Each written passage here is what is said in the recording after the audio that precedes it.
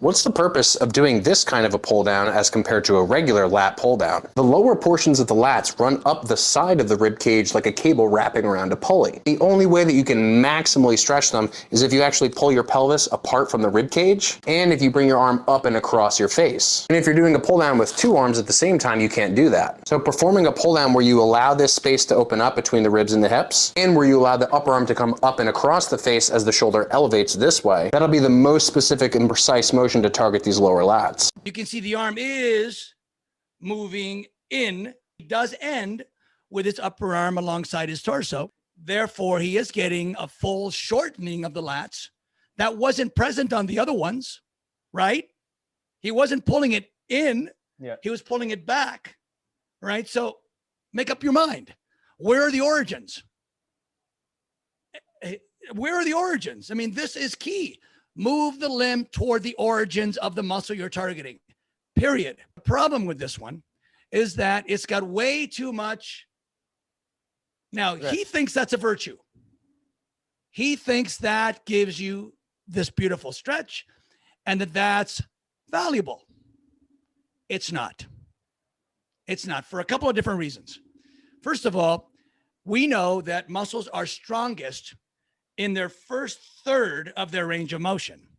In their earliest part of the range of motion, they are not very strong. In the last part of the range of motion, they're not very strong. So across the board, if we look at all the exercises that we could do for any muscle, whether it's for the triceps or for the pecs or for the quads, we have to ask ourselves, how much does maximum stretch matter? And if it matters, then we should be doing it on all the exercises, and we don't. And there's a reason we don't, because we know intuitively that maximum stretch does not equal more growth. It doesn't, right? You don't need to maximally stretch your quadriceps in order to get them to grow on a particular exercise. We don't need to bottom out on dumbbell presses in order to get the pecs to grow, right? And we also know that there's joint risk with maximum stretch. And there's also muscle tendon risk with maximum stretch. So what happens with this is that since the lats are pulling from the lower part of the spine and now they're angling straight up, once your arm is up like this, you can see that the direction of pull is parallel to the arm that it's pulling on, right? That's called mechanical disadvantage. That means there's an enormous amount of tendon strain because most of that latissimus pull isn't pulling that arm in the direction that you want it to go, which is out and around, right? It's pulling straight down, and yet I'm still expecting my arm to go that way. So that's a mechanical disadvantage. Also, anytime you move your arm so high over your head, you squeeze the supraspinatus tendon and the subacromial bursa that are positioned between the top of your shoulder blade, which is called the acromion process, and the upper arm bone. It's right in there. So that's why when you're doing side raises, you want to stop before you squeeze that, right? That's why overhead presses are also very risky. So anytime you move that scapula up by moving the arm up, you squeeze the tendon in between. So you've got supraspinatus tendon strain, subacromial bursa strain, mechanical disadvantage because of the angle of pull. So you don't need to go that high. You're not going to get additional benefit from it. So the arm should never go higher than about 30 degrees.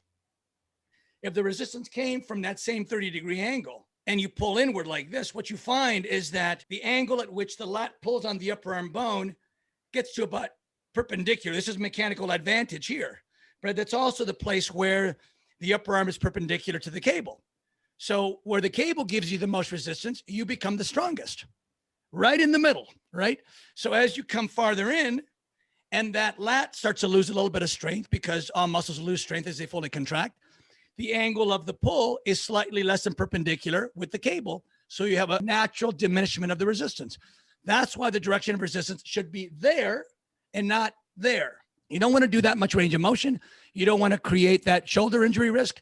And you want to have a better resistance curve, which would be provided by a resistance that comes from a lower side angle than from the upper side angle. Can that be different than when you're sitting on a no, it's no different and doing it like this? Exactly. That's another thing too, is the incline bench isn't even necessary. You could do the exact same thing sitting down in front of a cable that's already above you. It's like, this is like, the foolishness of doing a bent over cable kickback, not realizing that your tricep and your torso are at the exact same angle that they would be on a standing tricep pushdown, right? You think you're somehow combining. What makes a dumbbell kickback is that the resistance is coming from a different angle than the cable, right? So once you combine a cable, it's like, it's ridiculous. Same thing here. It's like, why use the incline bench? Why complicate the movement? Why make it seem like, oh boy, this is such a cool technical exercise when you can just simply do it equally wrong just by sitting down underneath a cable and just pulling straight down like this.